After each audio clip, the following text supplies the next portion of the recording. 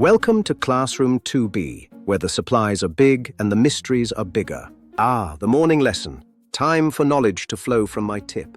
Squeak! The sound is absolutely horrible. Sabotage! The crowd gasps and scatters in terror. Professor Chalk flees the scene.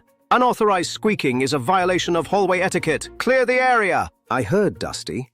The whole classroom heard. It was hardly subtle. A professional never rushes. Smarty, did you hear that? The professor is in trouble. We gotta solve the case. First, we examine the evidence. A single chalk crumb. The texture. The color. Smells like school. Brilliant observation, Dusty. Elementary.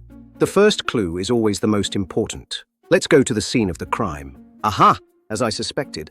The grooves are normal. The fault isn't with the surface. Maybe he had a bad breakfast. My tummy makes funny noises when I eat too much paper. We must interrogate the witnesses. Find me the one who was closest. Find me Squeaky. Oh, it was just awful. He was writing the word cat. And then the noise. I did see a piece of the professor fly off. It landed over by the backpack. The backpack, the dark zone. Dusty bravely crawls inside the cave. Achoo! There you are! Evidence, don't move! Dusty grabs the second crumb. Suddenly, a shadow looms. Eek! Dusty tumbles out of the backpack. They're a perfect match, which means the professor squeaked himself. Precisely. I'm getting old. My calcium deposits are drying out. I was so embarrassed. Hey, we all get rough around the edges. You still have lots of great writing left. Geology. The study of rocks, like chalk, which sometimes squeaks. It's natural. We made a pretty good team partner. A satisfactory collaboration, Dusty. Case closed. It was a beautiful morning in Classroom 2B's art corner, the most colorful place in the world. Ruby Red was busy sketching a vibrant fire truck, while Benito Blue carefully added tiny waves to his ocean. Looking good, Benito, Ruby shouted. Those waves have real movement. Benito just hoped they wouldn't move too much. Suddenly the lights flickered. A cold wind swept through, making every crayon shiver with unease. Ruby brushed it off as the AC, but a shadowy figure known as the Fader was drifting right behind her. With one wispy touch, Ruby's vibrant color was gone. She looked at her reflection in horror. My color! She screamed. Panic erupted. The Fader drifted through the art corner, leaving a trail of colorless, moaning crayons. Benito Blue hid under a paper scrap, barely breathing until the ghost was gone. He knew what he had to do. At the detective agency, Smarty was busy with a case file while his partner Dusty polished his badge. Dusty, if you polish that badge anymore, it'll disappear, Smarty remarked dryly. Benito burst in. Detectives, the Fader! He attacked the art corner. Everyone is white. The Fader? Smarty pondered. I thought it was just a myth to scare the kindergarten crayons. If Ruby turned white, it's no myth. Dusty, we have a case. The case of the missing colors. Back at the art corner, Smarty examined Ruby. The color isn't gone, he noted. It's suppressed. Ghosts don't leave trails, but this Fader did, Smarty said, pointing to wispy marks in the dust. The trail led them across the dangerous classroom floor and straight toward the dreaded supply closet.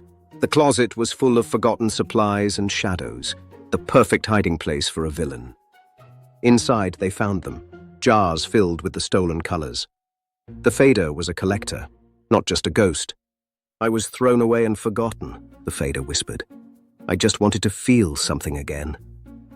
Dusty stepped out to distract him with kindness, while Smarty and Miss Scissors prepared the rescue.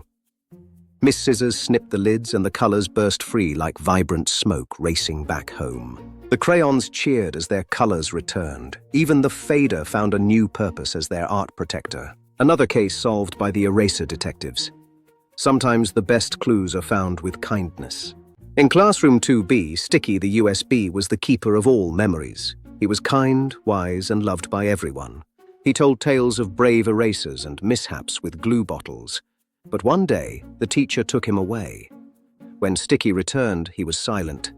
His memory was completely wiped. Who am I? He whispered, terrified. Smarty and Dusty, the eraser detectives, vowed to help.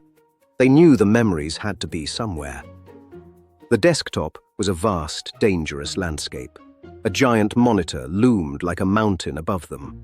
They faced Mr. Stapler, the grumpy manager of the desk, who didn't believe in detective nonsense. Deep inside the card reader, they found the backup. Wires pulsed with light like digital veins. With seconds to spare before deletion, they grabbed the memory chip and made a daring escape. Back at the reading corner, they restored the chip.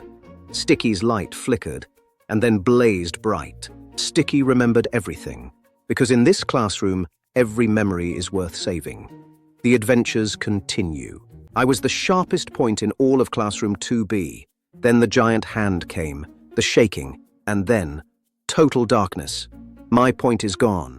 Code P, a pointless pencil? This is a tragedy but not a crime. Yet. Dusty, to the pencil case. We have a mystery to solve.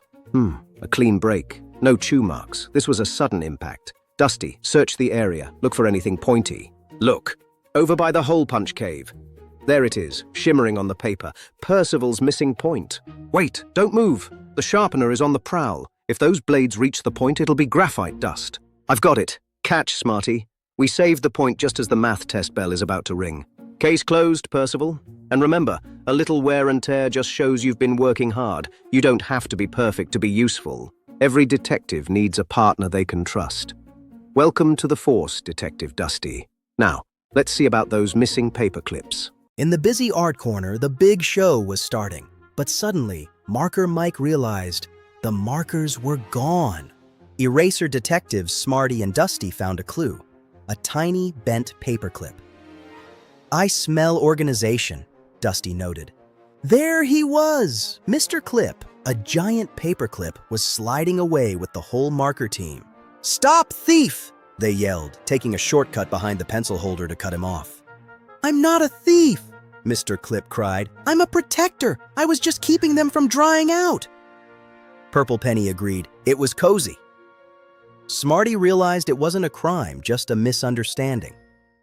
They gave Mr. Clip a new job, the official art corner organizer. No more marker napping required. The art show was a huge success, and another case was closed by the eraser detectives.